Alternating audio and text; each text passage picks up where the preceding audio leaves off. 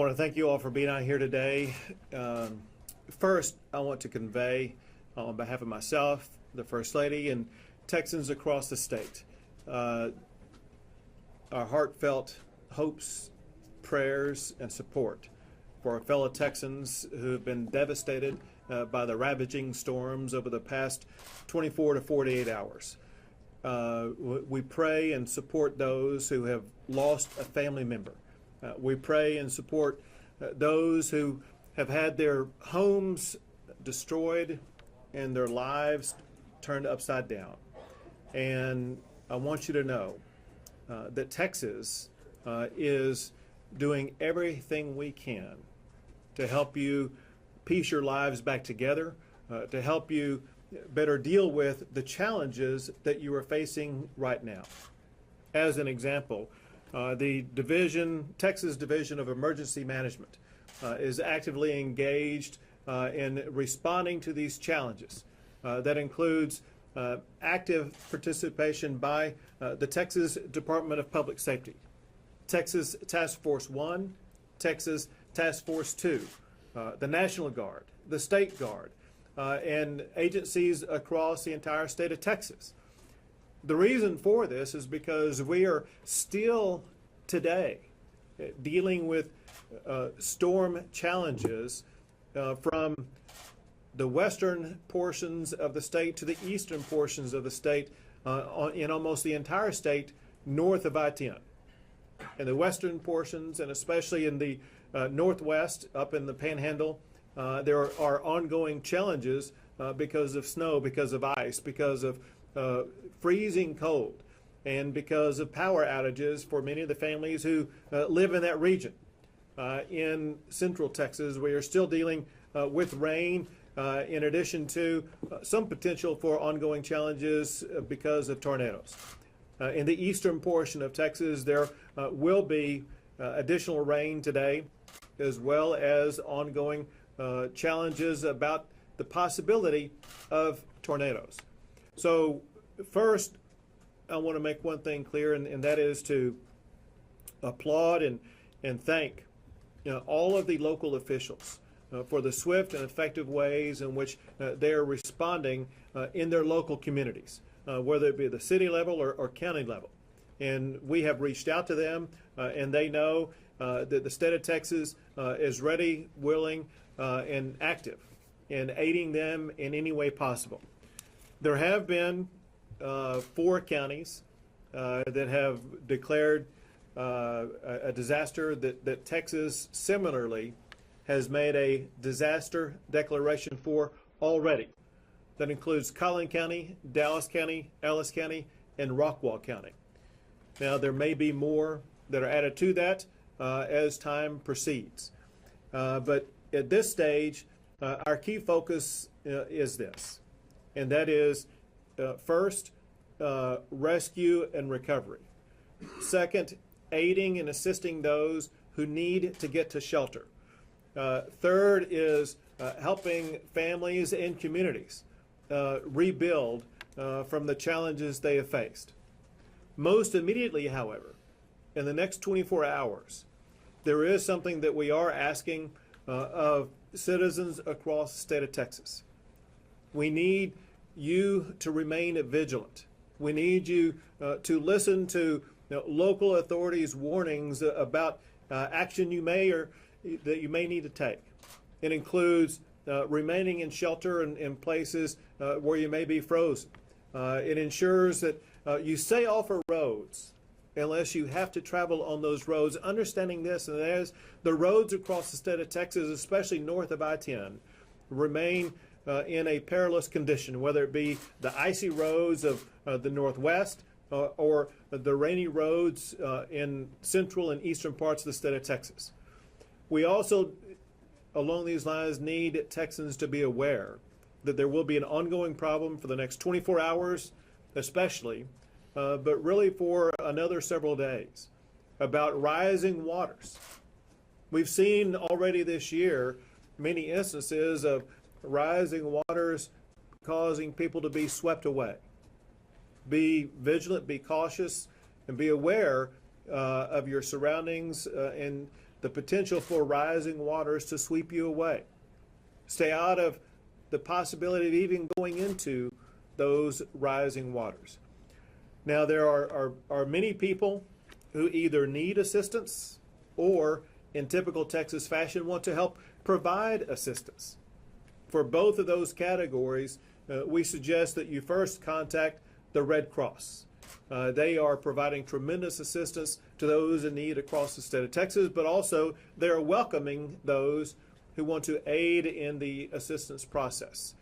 There are also, across the entire state of Texas, shelters that are open for those who may need a place to stay, whether it's because your home has been flattened or because you're traveling across the state of Texas and the hotels and motels may be filled and you need a place to stay for the night.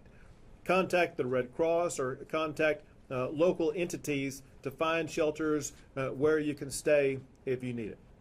With that, why don't I stop talking and take a few questions.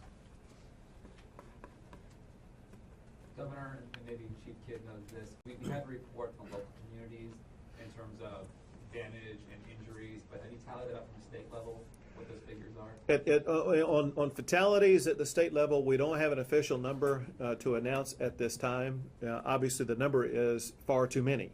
And we need to continue through the process of evaluating the status as we make our way through the rubble today and tomorrow. But as you know, there have been approximately 11 fatalities reported, and I use the word approximately with emphasis, and we will wait and see. But I want to emphasize the compassion, support, and prayers that I and the First Lady offer for those families who've lost a family member. Have you received any updates about how many tornadoes potentially touched down? Well, on the total number, we've seen varying numbers ranging to even more than a dozen.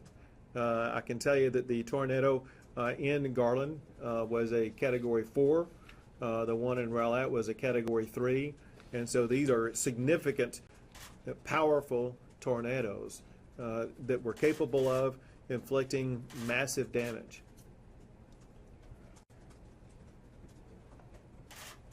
Can you just touch on again, whenever something like this happens, a disaster, and a family is affected, just how specifically the state helps out just moving forward over the next couple of weeks, days?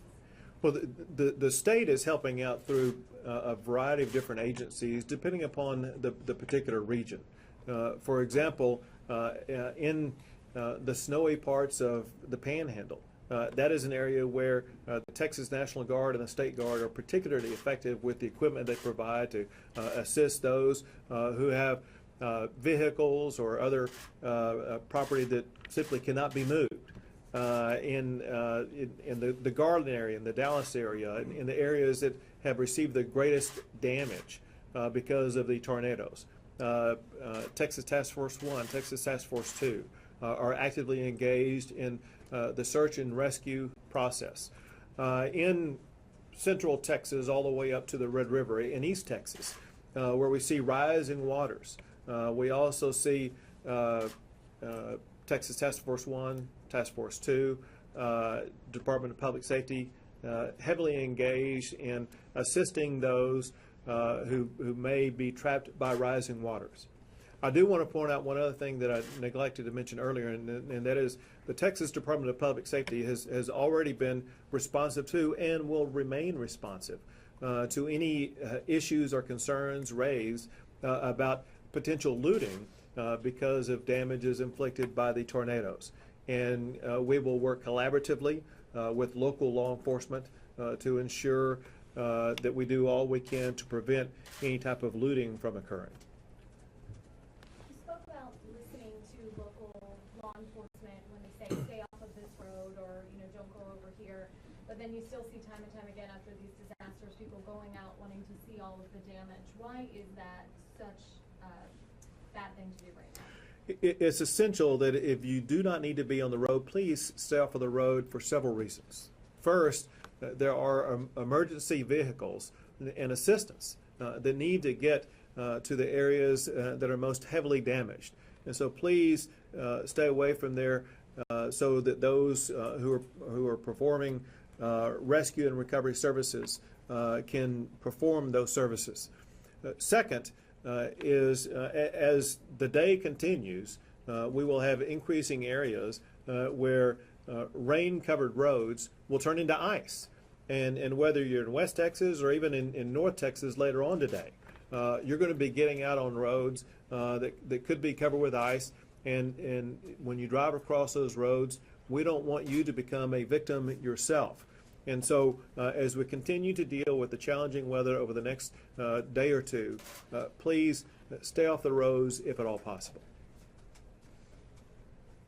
Anything else, Chief and Dave? And you want to add some detail? Is there any idea of how many people have taken shelter? Don't know that. That number will go up or down. I think tonight the Red Cross will give us a good census count, but a lot of times right now people aren't in the shelters. They're out trying to recover their property and survey their damages.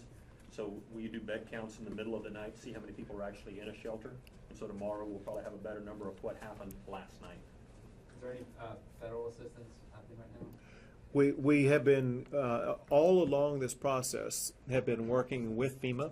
And in the briefing that I was just in, there was a FEMA representative there. And we will continue to work with them through this process like we have all the other emergencies. They've been very responsive and helpful as we have dealt with storms throughout this past year, and they are being cooperative and helpful so far. Great. Thank you guys. Thank you all very much. So be careful out there. Thank you.